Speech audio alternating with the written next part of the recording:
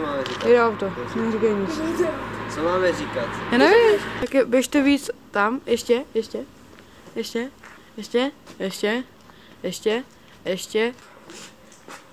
Je to zestříčkovat? Ani to nedá do filmu, ani to. Nyní páni zkušení.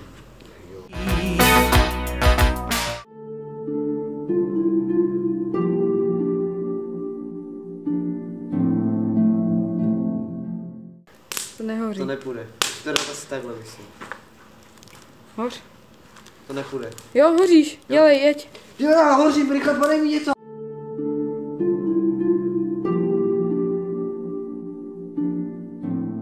Hoří. Bože, takhle ne? Ty vole, tak ne, že jo? No. Bruh. Dobrý to bylo, dobrý. Jo, brýle. Takový. No, tak jako dobrý to bylo, no. Jste to ani nezmáčkli, ne? Počkej, ty to natáčí, já nevím. Jo.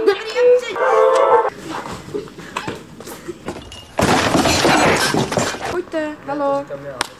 Adame! Takže, hoši, to jako ne toto. Bum. Bum. To se povedlo. Když toho zloděja najdu, tak já ho zabiju, zahrabu, vykopu a nakonec spálím jeho ostatky a dopadne jako Jan Žižka. Myslíte Hus? Jo, Josef Hus, máš pravdu. Aha.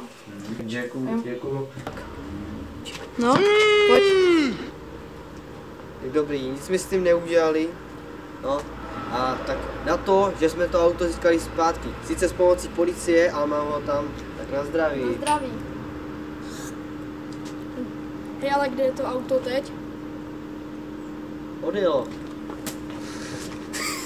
Pojď. Takže. Funguje? Jo. Jde to nastartovat? A jo, to nemá motor vlastně. Funguje. Ručka?